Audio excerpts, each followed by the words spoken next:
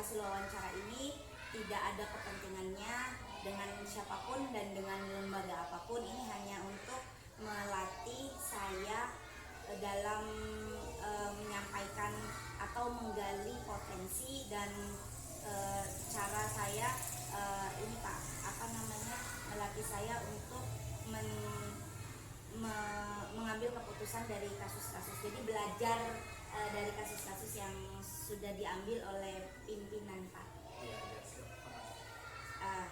Nah Pak, nanti kebetulan topiknya itu tentang pengambilan keputusan Pak. Nah di dalamnya itu ada kasus-kasus yang berkaitan dengan rujukan moral dan dilema etika. Selama ini Pak, bagaimana Bapak dapat mengidentifikasi kasus-kasus yang merupakan dilema etika atau rujukan moral? Menurut Bapak, dengan kasus seperti itu tentu Bapak akan menganalisis kasus dan muncul dengan seksama mencari siapa yang terlibat dalam kasus tersebut, dan juga kita mengambil suatu nilai-nilai kebijakan apa yang bertentangan dengan kasus tersebut. Ya Pak, baik Pak. Tadi kasus-kasusnya itu, apakah ada kasus-kasus di mana Bapak pernah nggak Pak, dalam kata lain Bapak pernah nggak Pak menemukan kasus-kasus di mana ada dua kepentingan di sini tuh Pak sama-sama benar. Ketika Bapak mau menolak juga itu benar, menerima juga benar. Nah pernah nggak Pak mengalami kasus seperti itu? Kalau secara alami yang ada, kadangkala ya memang juga kami ada yang seperti itu, dalam arti kedua belah pihak ini bisa saja terjadi suatu kasus yang sama ya, namun kami juga agak kebingungan mengambil suatu keputusan, karena di situ terlihat nilai-nilai dari kasus tersebut kedua belah pihak itu boleh dikatakan ada suatu kebenarannya gitu. Sama-sama benar ya Pak. Ya, berarti kalau sama-sama benar itu termasuknya dilema etika ya Pak ya.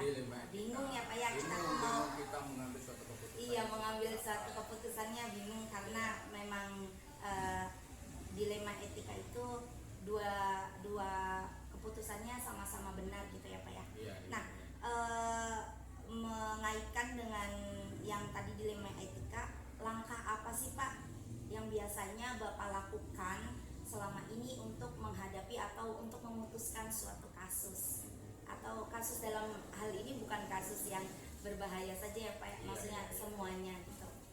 Seperti yang dijelaskan tadi ya Bu, saya menganalisis topik kasus tersebut dengan menyimak dari kasus tersebut, terus pelaku-pelakunya juga kita mencari tahu siapa-siapa saja yang terlibat dalam kasus tersebut.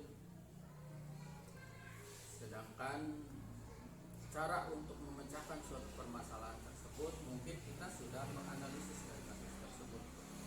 Nah, nanti kita ambil suatu kesimpulan dan kita mengambil suatu keputusan yang kira-kira bisa memihak kedua belah pihak, tidak ada kekecewaan dari pribadi masing-masing. Seperti itu kayaknya sih. Ya Pak. Jadi tadi kasusnya dianalisis dulu ya Pak, agar tidak ada yang dirugikan ya Pak ya. Dari semua pihak merasa semuanya adil gitu ya Pak. Nah, selama ini yang Bapak anggap efektif dalam pengambilan keputusan pada kasus-kasus dilema etika seperti apa ya Pak? Hal-hal apa saja yang selama ini Bapak anggap efektif? keputusan pada kasus-kasus dilema etika? Dalam hal ini mengambil suatu keputusan dilema etika dari kasus tersebut itu dengan mengetahui kasus secara lengkap, dan kita dapat mengajukan sepenuhnya untuk menyelesaikan kasus tersebut. Jadi kita harus dapat menentukan mungkin skala prioritas kasus, mana yang harus diselesaikan terlebih dahulu dan mana yang bisa diselesaikan di kemudian hari. Dalam arti ya kita juga masih dalam taraf mempertimbangkan dari suatu kasus. Berarti kalau misalkan ada dua kasus yang berbeda bersamaan, dilihat dulu ya Pak skala prioritasnya yang mana yang akan atau yang harus segera diputuskan dan mana yang bisa diselesaikan nanti gitu ya Pak ya. Nah, dari semua kasus nih Pak, kira-kira tantangan apa sih Pak yang Bapak temui dalam mengambil keputusan? Pernah nggak Pak, atau selama ini gitu Bapak tantangannya apa sih ketika Bapak mengalami harus mengambil keputusan? Mungkin kalau untuk tantangan, barangkali untuk memutuskan salah satu suatu kasus, tantangan itu beratnya di situ. Dalam arti kita harus bijak dalam memutuskan suatu kasus tersebut supaya kedua belah pihak itu tidak merasa dirugikan. Dirugikan ya Pak. Iya. Jadi tantangannya itu memutuskan kasus ininya mungkin ya Pak, apa sih namanya, alternatif solusi ya Pak. Solusinya Iya. yang terbaik seperti apa? Iya, agar tidak dirugikan Iya, tidak semuanya, dirugikan. sama-sama merasa adil gitu ya Pak, Iya, betul. baik pihak A dan pihak B.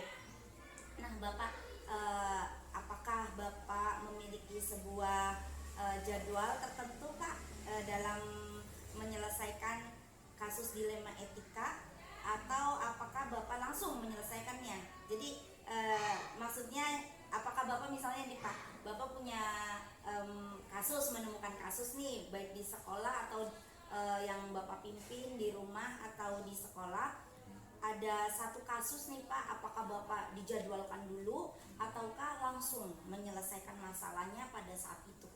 Kalau dari secara kekhususan itu mungkin tidak ada yang Tidak ada. tidak ada. Cuman kami sebagai di lingkungan organisasi mungkin ya punya istilahnya itu program tersendiri, dalam arti ya menanggulangi apabila terjadi sesuatu permasalahan yang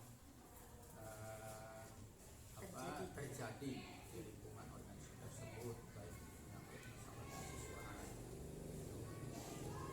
Namun biasa dalam keputusannya yaitu kita menyelesaikan suatu kasus ya, itu membutuhkan suatu pemikiran yang mendalam ya, dan kita harus menganalisis terlebih dahulu ya semua kasus yang menyeluruh ya, tanpa melihat sebelah mata keseluruhan. Kita analisis yaitu untuk membuktikan kasus tersebut dan untuk memberikan suatu gambaran apabila nanti kita bisa mengambil suatu keputusan yang dapat menyelesaikan dari kasus tersebut. Baik Pak, berarti tidak ada program ya Pak, karena kalau seperti kaku ya Pak kalau ada program atau jadwal, karena bisa saja kasus itu harus diselesaikan. Tadi ya Pak ya, berhubungan dengan skala prioritas juga ya Pak. Nah, adakah Pak seseorang atau faktor-faktor nih Pak yang selama ini memudahkan atau membantu Bapak dalam mengambil keputusan kasus-kasus tersebut Pak? Ada ya, mungkin ya rekan-rekan sejawat ya, di lingkungan sekolah ya, terutama guru, ada BK sering ya yang bisa nanti dijadikan suatu peserta untuk berdiskusi dalam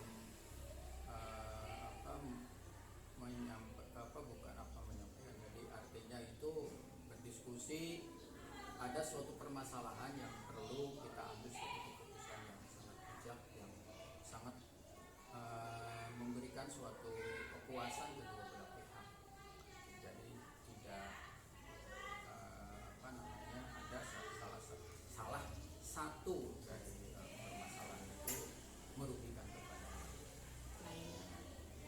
dalam kata lain Bapak berkolaborasi gitu ya Pak, maksudnya Pak ya, berkolaborasi dengan rekan guru BK juga dengan kalau orang tua gitu Pak, perlu nggak sih Pak? Perlu, orang tua juga perlu. Artinya itu kan ada barangkali kasus tersebut melibatkan terjadi suatu keluarga, kita kan tidak tahu permasalahan yang mengadu ke sekolah, terus itu sebagai suatu saksi ya itu sangat penting. Artinya kita nanti di situ ngambil suatu kesimpulan dan mengambil suatu keputusan begitu, supaya tidak salah untuk mengambil suatu keputusan. Itu juga penting, kira keterlibatan dari pihak terutama yang mengetahui Dan kasus harus biar memudahkan juga ya Pak ya. kita Jadi keputusan. tidak ada salah paham mungkin ya Pak. Nah, ya. iya, betul. Dari semua nih Pak, dari yang tadi kita sharingkan Pak, hal apa sih Pak yang menjadi pembelajaran yang bisa Bapak petik dari pengalaman Bapak mengambil keputusan dilema etika selama ini Pak? Ya terutama pengalamannya itu kita pengambilan keputusan itu yang sangat riskan sekali, dalam arti terfokus pada memutuskan suatu perkara. Kalau sudah ada kedua belah pihak misalnya kita putuskan dengan baik, mungkin itu merasa kepuasan sendiri ya, kami sudah bisa menyelesaikan perkara tersebut gitu. Jadi itu sebagai apa tadi pengalaman Pembelajaran bagi kita, dan kita tidak ceroboh dalam suatu mengambil menyelesaikan suatu perkara atau memutuskan suatu perkara permasalahan yang terjadi gitu. Jadi kita kehati-hatian dalam memberikan suatu keputusan yang betul-betul bahwa permasalahan itu tidak ada dampak di kemudian harinya. ya. Terima kasih Pak. Dari perbincangan atau ngobrol kali ini juga banyak yang saya ambil nih Pak. Salah satunya tadi kita harus berhati-hati ya Pak dalam mengambil keputusan. Kemudian kita juga harus benar-benar nih bisa berkolaborasi juga ya Bu, Pak, meminta pendapat dari semua pihak agar tidak ada yang dirugikan.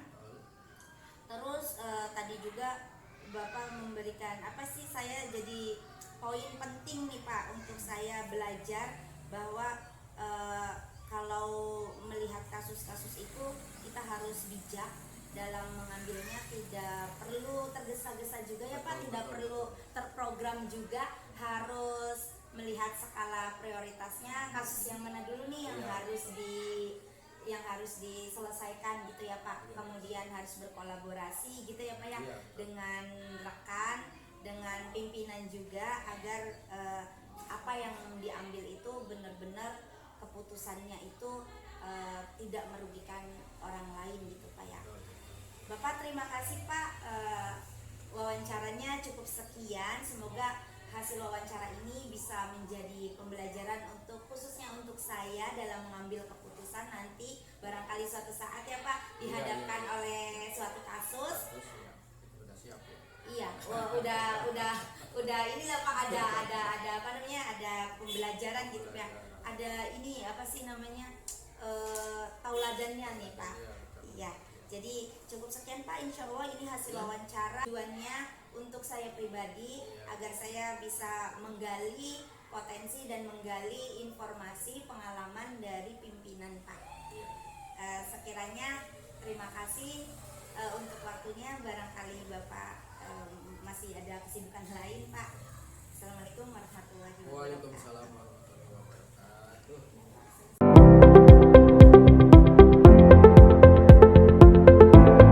Assalamualaikum warahmatullahi wabarakatuh.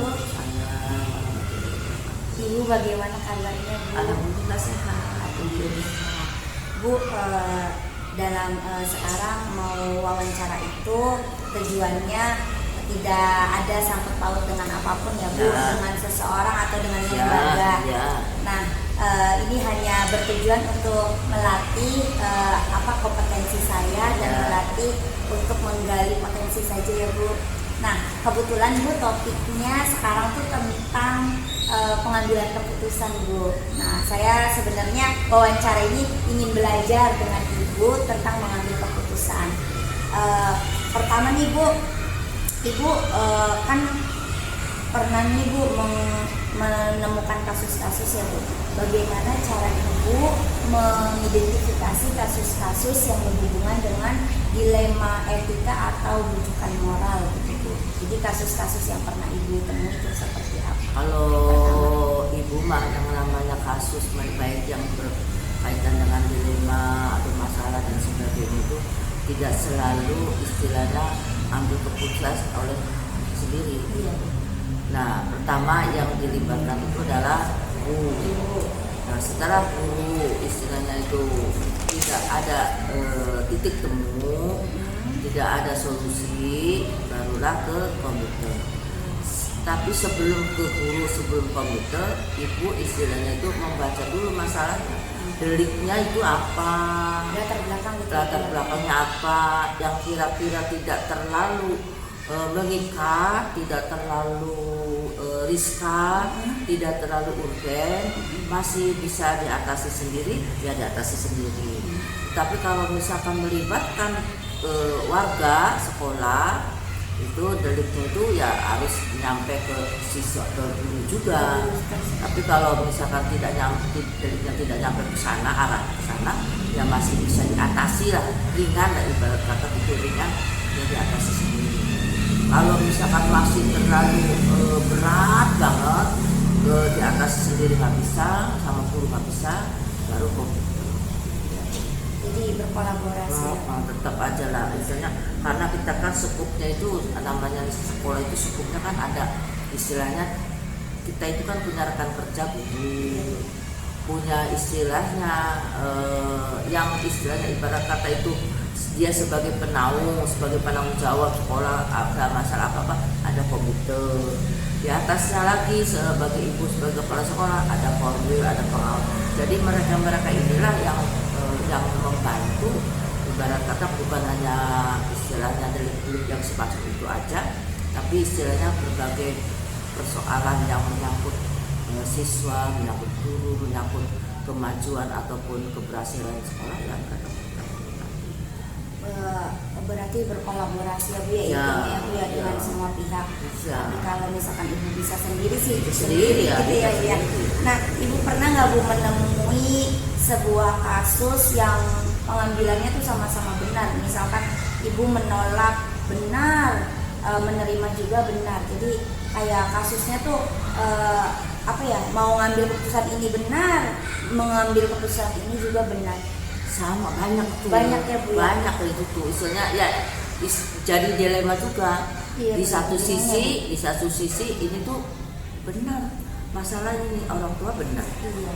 Tapi di satu sisi lagi guru juga memberikan argumen juga benar. Benar ya Bu. Jadi sebagai kepala sekolah hanya sebagai penengah. Penengah ya Bu ya. Penengah nggak boleh memihak salah satu.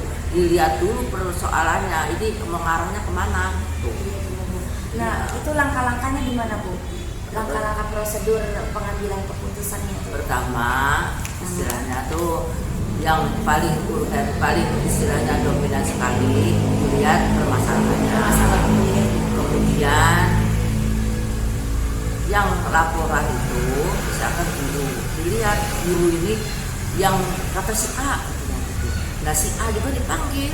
Jadi sebagai saksi bahwa pelapor itu siapa itu dipanggil. Jadi tidak hanya satu orang, tapi harus memanggil beberapa orang untuk menguatkan hasil laporan tersebut. Kemudian kalau misalkan laporan tersebut dari orang tua ngakunya benar, juga sama. Apa permasalahannya? Dipanggil juga. Jadi semuanya itu kalau menurut Ibu, apapun bentuk permasalahannya ini benar, dia ambil jalan tengahnya, kumpulkan bersama.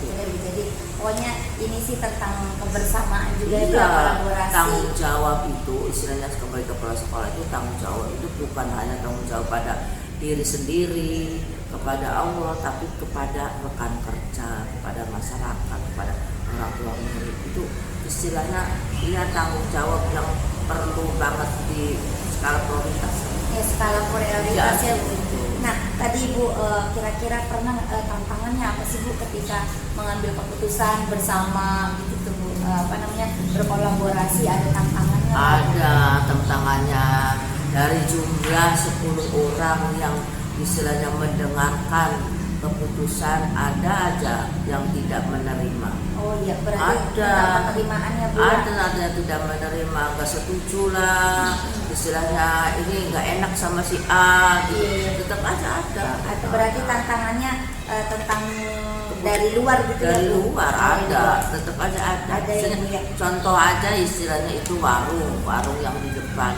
itu depan sekolah, Iya, Bu. warung yang di depan rumah kepala sekolah itu kan istilahnya nggak tahu menau, tahu-tahu ada laporan dari guru salah satu guru ini kami menyetujui apa nanti dulu nih menyetujui apa. Nah itu ada warung di depan sekolah, nanti dulu warung di depan sekolah.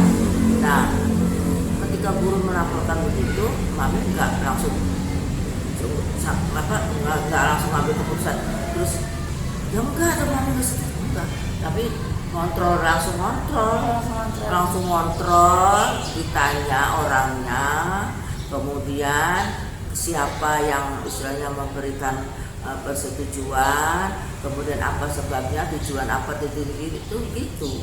Baru setelah dari si orang tersebut yang jualan itu kembali lagi kepada guru, kata siapa itu yang bisa, katanya mami coba menyetujui, nanti dulu sabar dulu, panggilan yang memberi bantuan kepada si penjual itu, penjaga sekolah dipanggil. Kenapa begitu? Jadi akhirnya permasalahan itu ketemu benang merahnya ya. benang merahnya ketemunya, oh ini si yang penjualnya katanya kalau izin ke ibu nantinya susah. Kalau izin ke ibu nanti susah, kata siapa? Ibu izinnya ke siapa? Kalau ibu izinnya ke penjaga sekolah berarti bukan ke saya, berarti saya punya hak untuk membongkar warung tersebut. Tapi kalau ibu izinnya ke saya juga akan dikasih solusinya begini, argumennya begini, alasannya begini, gitu kan Bu. Nah, jadi ketemulah deliknya itu, ketemu permasalahan. Yang merah siapa sebagai itu lah. Nah berarti tadi kan ada permasalahan tentang warung yang itu ya Bu, di depan depan sekolah ya Bu. Berarti itu tuh Bu, kalau ada permasalahan seperti itu apa Ibu jadwalkan nih penyelesaian masalahnya atau langsung Bu? Enggak dijadwalkan. Langsung saja. Langsung aja. TKP ya Bu ya? Iya, langsung ke TKP, istilahnya tuh dipanggil yang jualannya, dipanggil yang memberi izinnya siapa, kemudian buatlah berita acara dibuat, kemudian disaksikan oleh desa kan bahwa kami istilahnya kepala sekolah tidak pernah mengizinkan untuk mendirikan bangunan yang istilahnya untuk usaha, nggak ada itu istilahnya tuh gitu. Jadi itu ya Bu, langsung TKP terus melibatkan semua pihak gitu ya Bu. Pihak dan istilahnya melibatkan yang bersangkutan. Jadi tidak tanya ke A, B, C, D, enggak tanya, tapi melibatkan kepada yang bersangkutan, itu penjualnya, yang istilahnya yang sebagai pengusaha yang jualannya itu siapa.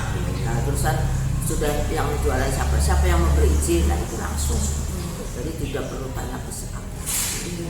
Nah, dari semua ini pengambilan keputusan, apakah ada seseorang atau faktor-faktor yang mempermudah atau membantu Ibu dalam mengambil keputusan? Ada juga yang istilahnya itu kan Ibu kerja nggak sendiri, kerja nggak sendiri.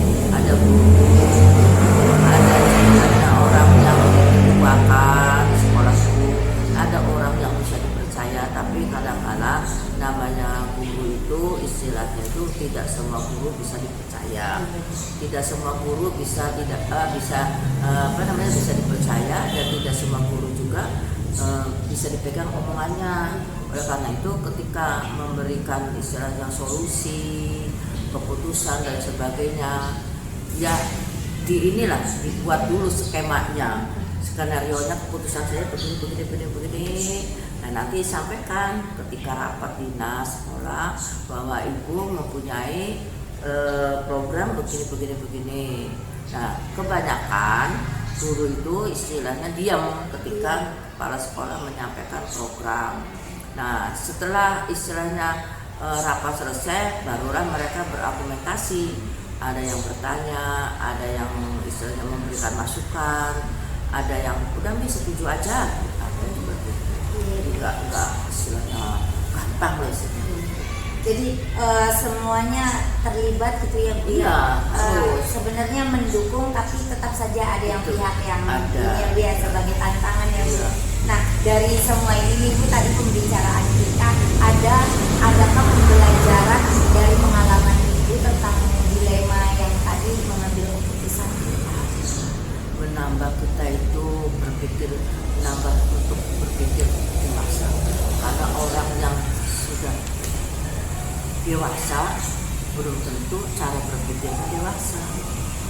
Jadi istilahnya menambah pengalaman kita ini untuk berpikirnya, menambah pengalaman, bisa menilai si A begini, si B begini. Akhirnya dari sekian tahun itu bisa menilai bahwa si A itu begini, yang bisa dipercaya ini, ini yang tadinya bisa dipercaya akhirnya jadi ngadu domba. Jadi pelajarannya banyak sekali ya, banyak banget istilahnya. Apalagi model mami istilahnya ibu mau pensiun. Nah, dilema yang mau pensiun ini kelihatan, skenario-nya tuh kelihatan mana yang istilahnya orang yang ketika saya menjelang pensiun istilahnya baik, benar-benar baik, benar-benar tulus. Ada yang benar-benar baiknya itu karena ada sesuatu hal, ada keinginan, ada tujuan. Ada juga yang baiknya pura-pura di depan, belakangnya itu ada macam-macam orang. Istilahnya nggak aneh kan?